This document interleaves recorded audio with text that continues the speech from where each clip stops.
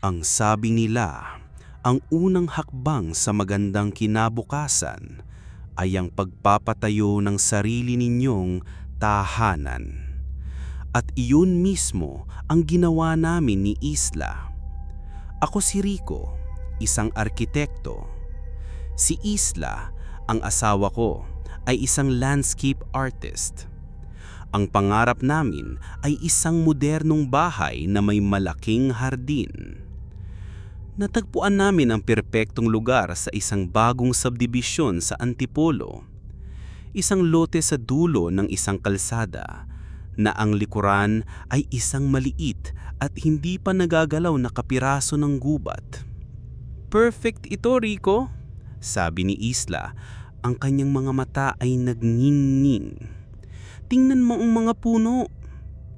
Sa gitna ng maliit na gubat na iyon, may isang bagay na kakaiba. Isang napakalaking tuod ng isang puno. Mas malaki pa ito sa isang kotse. Ang mga ugat nito ay nakakalat sa lupa, parang mga higanteng ahas. Ayon sa developer, kinailangan nilang putulin ang isang dambuhalang puno ng balete para maitayo ang kalsada. Sayang daw, pero kailangan para sa progreso. Nang makalipat na kami, ang unang ginawa ni Isla ay ang pag-aayos ng aming hardin. Isang hapon, nakita ko siyang nanggaling sa direksyon ng tuod. May dala siyang isang halaman. Isang kakaibang uri ng puting orkideyas na may mga ugat na kulay lila. "Tingnan mo, mahal," sabi niya. Tumutubo siya sa ibabaw ng tuod. Kakaiba, di ba? Para siyang huling hininga ng puno. "Mag-ingat ka dyan, baka may mga ahas," sabi ko. Gumiti lang siya at dinala ang orkidyas sa loob ng aming bahay. Inilagay niya ito sa isang magandang paso sa gitna ng aming sala, kung saan nasisikatan ito ng araw mula sa aming malaking bintana. Ang ganda nitong tignan. Isang piraso ng kalikasan sa loob ng aming modernong bahay. Hindi ko alam na ang idinala niya sa loob ay hindi lang isang halaman, kundi ang alaala. At ang mga alaala, minsan ay may sariling buhay. Naging obsesyon ni Isla ang orkidyas. Araw-araw, kinakausap niya ito habang dinidiligan. Hinahaplos niya ang mga puting talulot nito na parang balat ng isang sanggol. Noong una, nakakatuwa siyang pagmasdan. Ang pagmamahal niya sa mga halaman ang isa sa mga dahilan kung bakit ko siya minahal. Pero habang tumatagal, ang kanyang pag-aalaga ay nagiging kakaiba. Napansin kong mas marami na siyang oras na ginugugol sa orkidyas kaysa sa akin. Sa gabi, kapag nanonood kami ng TV, nahuhuli ko siyang nakatitig lang sa halaman na parang may ibinubulong ito sa kanya. Minsan, ginigising ako ng isang mahinang tunog sa hating gabi. Isang tunog na parang mga tuyong dahon na nagkikiskisan. Kapag bumabangon ako para tingnan, nakikita ko si Isla na nakatayo sa harap ng orkidyas sa dilim at may ibinubulong. "Isla, ayos ka lang?" tanong ko isang gabi. Nagulat siya na parang nahuli sa isang sikretong gawain.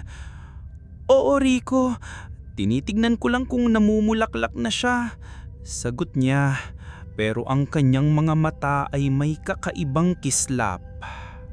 Ang pagbabago ay hindi lang sa kanyang mga kilos, pati ang kanyang pananalita.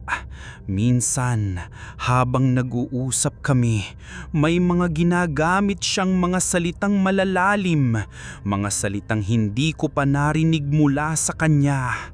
Mga salitang tungkol sa ugat, lupa, at katahimikan. "Alam mo ba, Rico," sabi niya minsan, Ang mga halaman, mas matalino sila sa atin. Hindi nila kailangang magsalita para maintindihan ng isa't isa. Ang mga ugat nila ang nag-uusap sa ilalim ng lupa.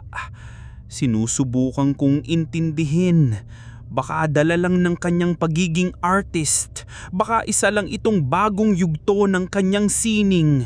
Pero sa gabi, kapag naririnig ko niya naman ang tunog ng mga tuyong dahon mula sa aming sala, hindi ko maiwasang isipin na ang kausap niya ay hindi isang halaman, kundi ang kaluluwa ng punong pinutol nila.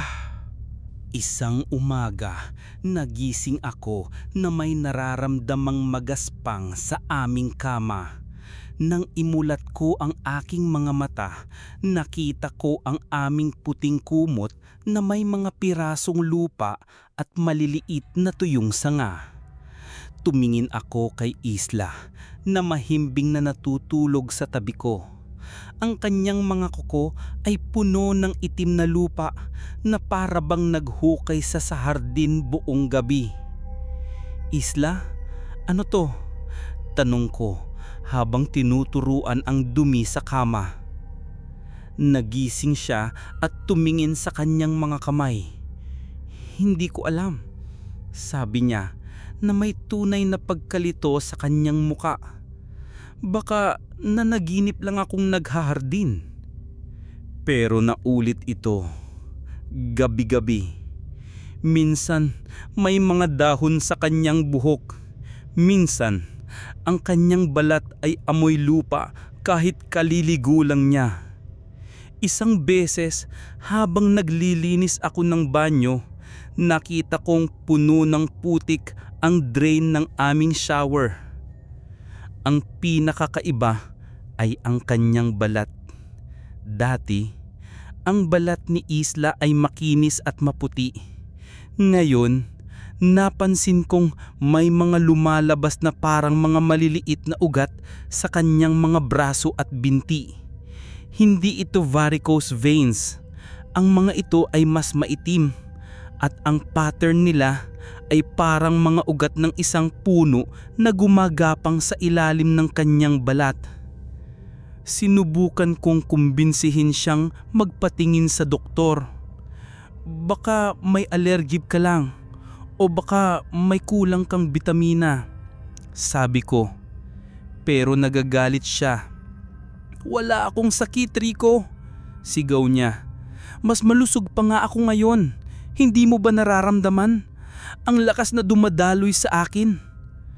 Wala akong maintindihan. Ang babaeng kaharap ko ay ang asawa ko, pero parang may ibang naninirahan sa loob niya. Isang bagay na mas gusto ang lupa kaysa sa malinis na kumot. Isang bagay na mas naiintindihan ang wika ng mga ugat kaysa sa wika ng pagmamahal. Ang pag-aalala ko ay naging takot. Naghanap ako ng mga sagot.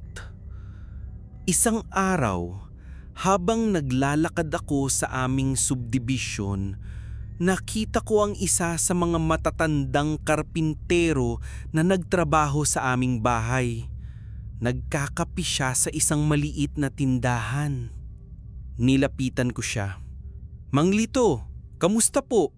bati ko. "Oh, Sir Rico, ayos lang. Kamusta ang bagong bahay?" "Ayos naman po," sabi ko. "Pero may itatanong lang sana ako tungkol po sa malaking tuod sa likod ng bahay namin." Biglang nagbago ang muka ni Mang Lito. Mula sa pagiging masayahin, naging seryoso ito. "Bakit? May napapansin ba kayo?" Ikinuwento ko ng kaunti ang tungkol sa pagkahumaling ni Isla sa lugar na iyon. Hindi ko binanggit ang mga detalye pero sapat na iyon. Bumuntong hininga si Mang Lito at tumingin sa malayo.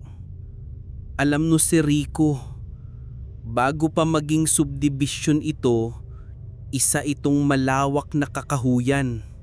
At ang punong iyon, Sabi niya habang itinuturo ang direksyon ng aming bahay. Ang puno ng balete na iyon ang hari ng gubat na ito. Sabi ng mga matanda dito, may nagbabantay daw diyan. Isang diwata o engkanto. Isang espiritong kasing tanda ng mga bundok. Pinutol nila ito. Mahigit 1 linggo nilang pinagtulungang putulin. Maraming na aksidente. May mga nagkasakit. Pero itinuloy pa rin dahil kailangan ng espasyo para sa progreso. Uminom siya ng kanyang kape bago magsalita muli. Ang sabi ng lola ko, kapag kinuha mo ang tahanan ng isang espiritu, hahanap iyan ng pagbabalikan. At ang mga bagay na kinuha mula sa puso ng kanyang tahanan, laging naghahanap ng paraan para bumalik. Bigla kong naalala ang orkidyas. Ang orkidyas na kinuha ni Isla mula sa mismong puso ng patay na puno. Ang mga paliwanag ni Mang Lito ay hindi nakatulong. Lalo lang nitong pinalala ang aking takot. Sinubukan kong isipin na kwentong bayan lang ang lahat, na si Isla ay may matinding depresyon o baka isang uri ng schizophrenia. Mas katanggap-tanggap iyon kaysa sa ideyang ang asawa ko ay sinasapyan ng isang puno. Pero isang gabi, lahat ng aking pag-aalinlangan ay naglaho. Gabi na at kalalabas ko lang ng banyo. Pagbukas ko ng pinto, nakita ko si Isla na nakatayo sa harap ng malaking salamin sa aming kwarto. Wala siyang suot na damit. Nakatayo lang siya roon, nakatitig sa kanyang sariling refleksyon. "Isla, anong ginagawa mo?" Hindi siya lumingon. Dahan-dahan siyang nag-angat ng kamay at hinawakan ang salamin. At nagsimula siyang magsalita. Hindi sa akin, kundi sa kanyang refleksyon. Pero ang boses niya, hindi iyon ang boses niya. Ito ay garalgal, parang tunog ng mga sangang nagkiskisan sa hangin. At ang mga salitang sinasabi niya ay hindi ko maintindihan. Isang lumang dialekto na parang galing sa ilalim ng lupa. Dahan-dahan akong lumapit sa likod niya. Tumingin ako sa salamin. At doon nakita ko ito. Ang refleksyon sa salamin ay hindi si Isla. Ito pa rin ang katawan niya, ang mukha niya. Pero ang kanyang mga mata ay walang buhay.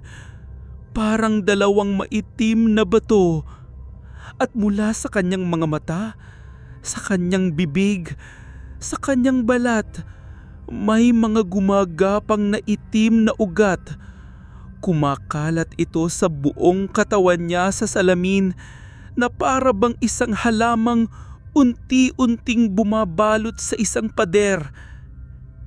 Ang pinakamasama ay ang kanyang ngiti.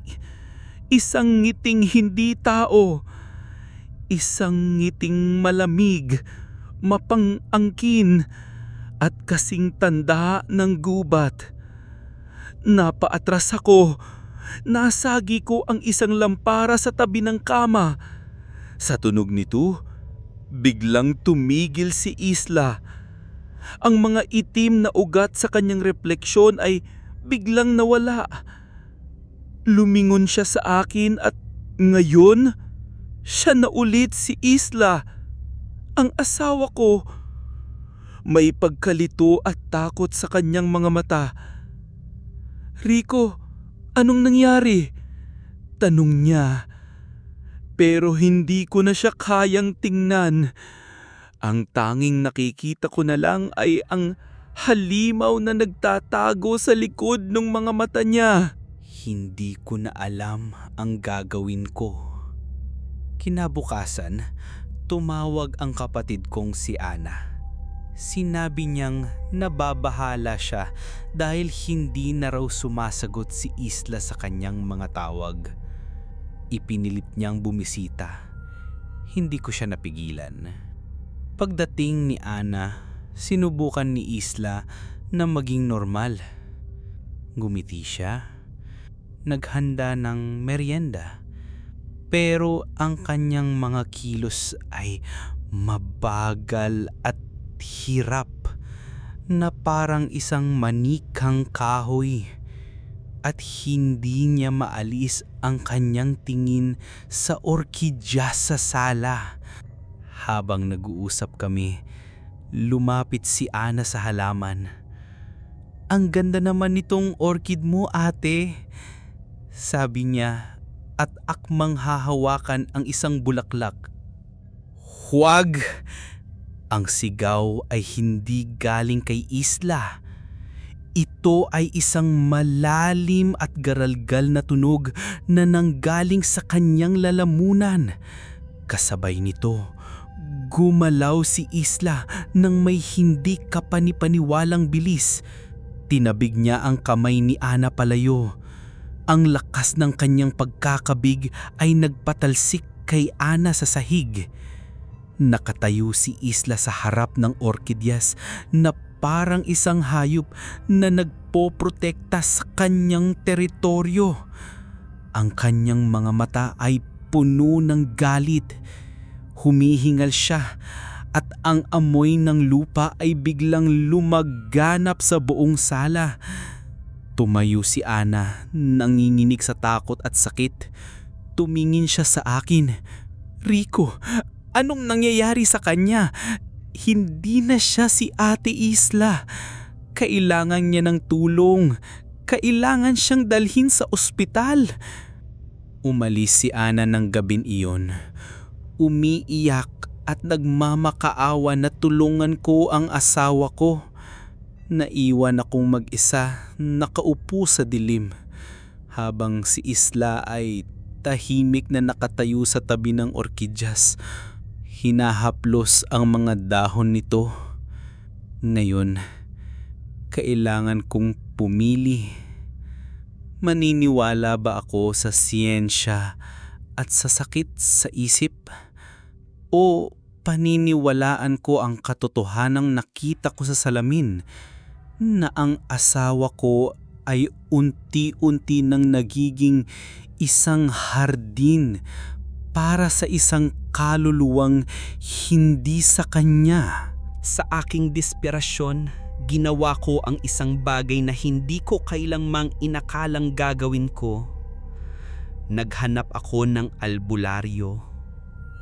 May isang matandang manggagamot sa isang kalapit na bayan na kilala sa kanyang kaalaman. Pinuntahan ko siya ng palihim. Dala ko ang isang damit ni Isla at isang litrato niya. Ang albularyo, si Tata Berto, ay isang maliit na matandang lalaki na may mga matang puno ng karunungan. Pinakinggan niya ang aking kwento ng walang paghuhusga. Pagkatapos, nagsagawa siya ng ritual ng tawas. Nagsindi siya ng kandila at pinatakkan ang tunaw na kandila sa isang palangganang may tubig habang hawak ang damit ni Isla. Habang ginagawa niya ito, may ibinubulong siyang mga dasal sa Latin at lumang Tagalog. Ang usok mula sa kandila ay amoy insenso at tuyong dahon. Pagkatapos ng ilang minuto, tiningnan niya ang hugis na nabuo ng tumigas na kandila sa tubig. Malinaw na malinaw, ang hugis ng isang malaking puno. At sa loob ng katawan ng puno, may isang anyo ng babae na nakakulong. Ang mga braso nito ay nakaunat na parang mga sanga. Ang espiritu ng pinutol na balete, Paliwanag niya, isang engkanto ng lupa. Hindi ito masama sa paraang iniisip natin. Pero makasarili ito, teritorial. Nang putulin ang kanyang katawan, ang kanyang tahanan, naghanap ito ng bago. Ang orkidyas ang naging tulay at ang asawa mo, ang kanyang katawan, ang ginagawa niyang bagong puno. Magagamot pa ba siya? Tanong ko. Umiling si Tata Berto. Hindi ito sakit para gamutin. Ito ay isang pag-angkin. Hindi niya gustong saktan ang asawa mo. Gusto niyang maging siya. Gusto niyang itanim ang kanyang sarili sa laman at buto ng asawa mo hanggang sa wala nang matirang isla at puno na lang. Ang mga salita ng albularyo ay naging isang katotohanang hindi ko na matatakasan. Ang pagbabago ni Isla ay bumilis. Nagsimula siyang sakta ng kanyang sarili, pero hindi sa paraang tulad ng isang taong gustong mamatay. Isang gabi, nakita ko siyang inuukit ang kanyang balat gamit ang isang tinidor. Mga linya, mga pattern na parang balat ng isang puno. Hindi siya umiiyak sa sakit.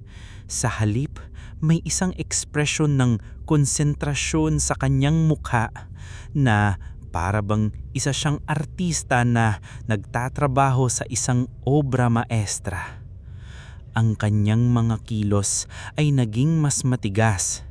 Kapag naglalakad siya, may maririnig kang mahinang paglagutok, parang mga tuyong sanga. Ang kanyang balat ay naging mas magaspang at tuyo. Ang amoy ng lupa ay palagi na nang nasa kanya. Ang pinakamasama ay ang kanyang boses. Minsan kapag nagsasalita siya, ang boses niya ay nagiging isang halo ng boses niya at ng isang tunog ng daan-daang dahon na nagkikiskisan. Isang gabi, sinubukan kong pigilan siya habang inuukit na naman niya ang kanyang braso. Doon niya ako sinaktan. Humarap siya sa akin at ang mga mata niya ay purong itim na. Itinulak niya ako at ang lakas niya ay hindi pang tao. Bumagsak ako sa sahig. Gumapang siya papunta sa akin. Ang kanyang mga daliri ay nakakuyom na parang mga ugat.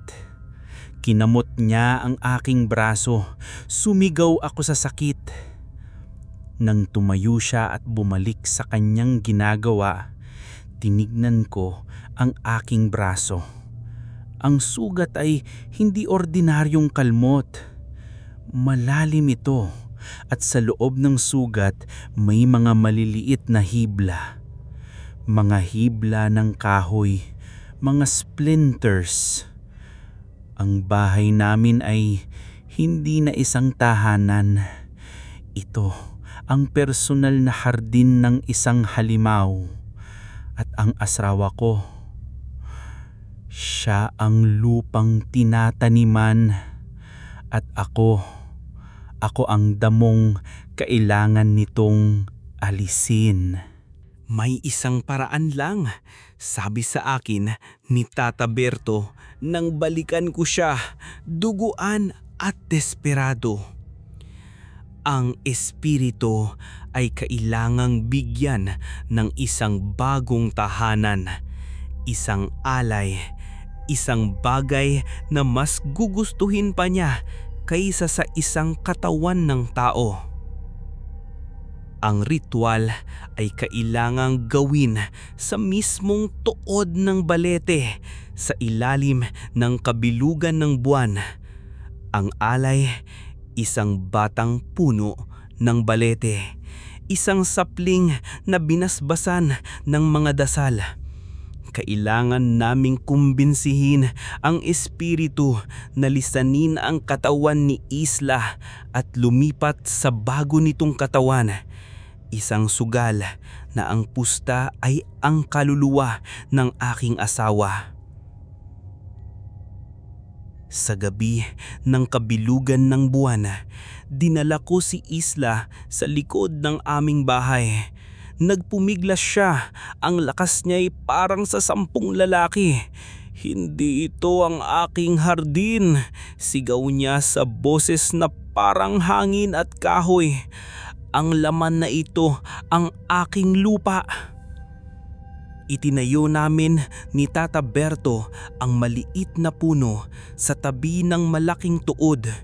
Nagsimula siyang magdasal habang ako naman ay pilit na hinahawakan si Isla. Ang buong gubat ay tila nabuhay. Ang mga puno ay yumuyugyug kahit walang hangin. May mga bulungan sa paligid.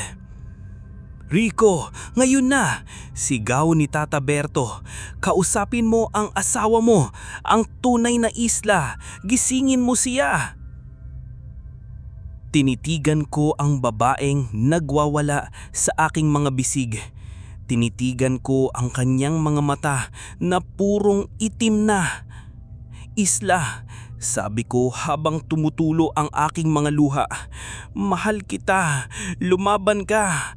Alalahanin mo ang hardin natin, ang pangarap natin." Sa isang saglit, sa gitna ng itim, nakita ko ang isang kislap. Ang kislap ng mga mata ng asawa ko. Isang luha ang pumatak mula sa kanyang mata. "Rico," bulong niya. Sa sandaling iyon, isang malakas na hangin ang umiihip mula sa katawan ni Isla papunta sa batang puno.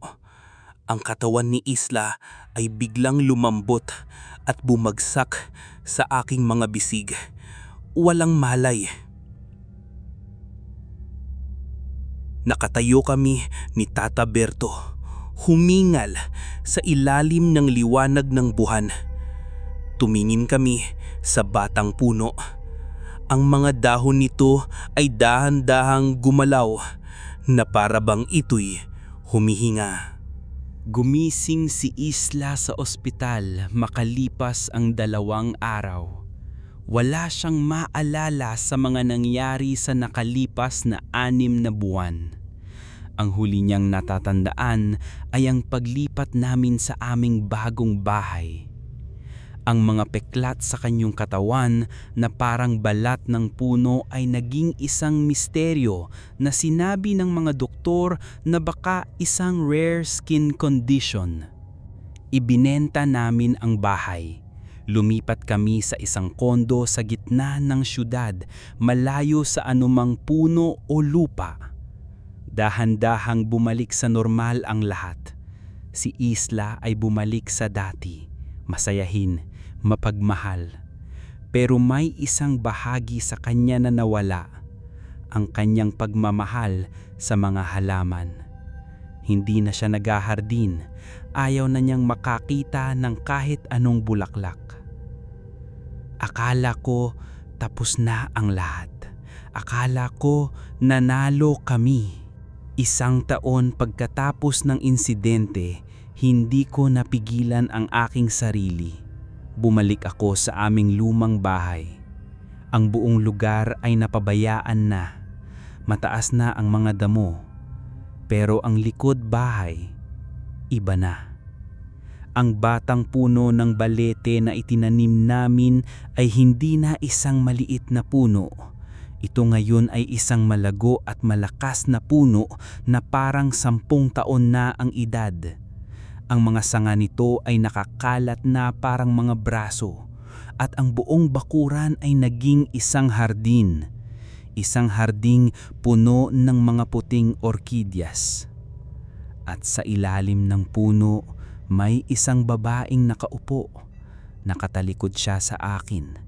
Dahan-dahan niyang hinahaplos ang katawan ng puno.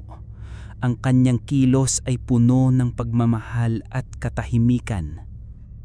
"Isla," tawag ko. Lumingon siya. Ang mukha niya ay ang mukha ng aking asawa.